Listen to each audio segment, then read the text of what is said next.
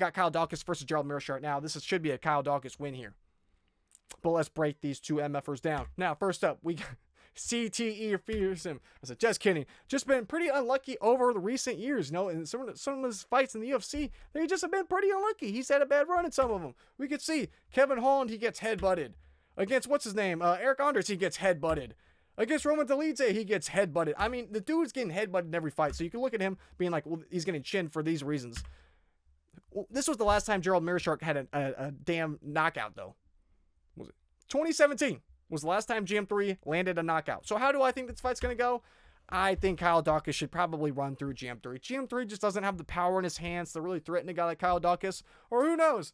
Maybe GM3 comes out here and just headbutts the shit out of Kyle Daukaus. Because it's like, all right, I've seen the game plan. That's how you beat him. Who knows, though? Kyle Daukaus coming back. I am putting absolutely zero weight on his knockout over Michel Pereira, too. That means absolutely nothing to me. I genuinely, like, all bias aside, like, all jokes aside, I think Michel Pereira is genuinely one of the fighters who's going to be investigated by the FBI. I mean, it's ridiculous the way this guy has performed in recent years.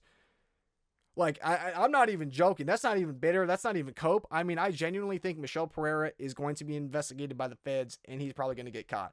The way that he went down by Kyle Daukaus, I watched that fight back in slow motion. I was watching his body react to the shots.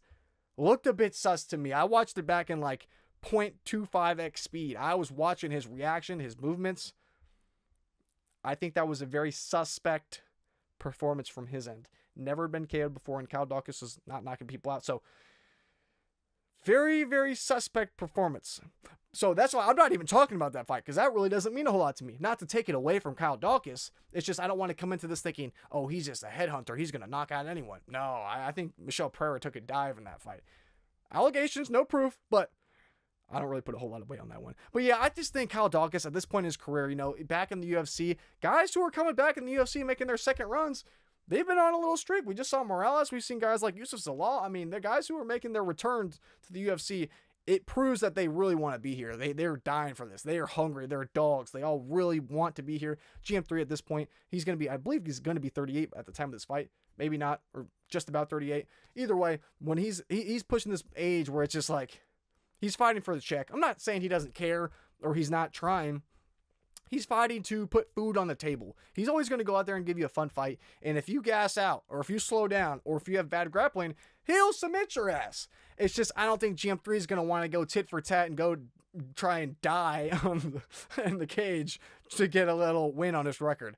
At this point, with 37-20, he's here to be here. And I love GM3. I'm always going to love a GM3 fight. I will always watch GM3, and I'll always root for GM3.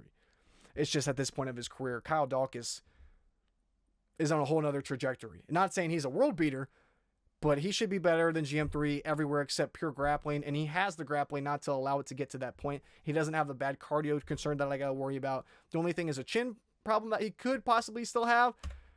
GM3 is not knocking anyone out. So I like Kyle Daukaus in the spot quite a bit. I think he should clearly get a win here. Maybe a knockout, maybe a late sub, possibly, maybe a decision. Who knows? I'm pretty confident Kyle Daukaus should get the win, though.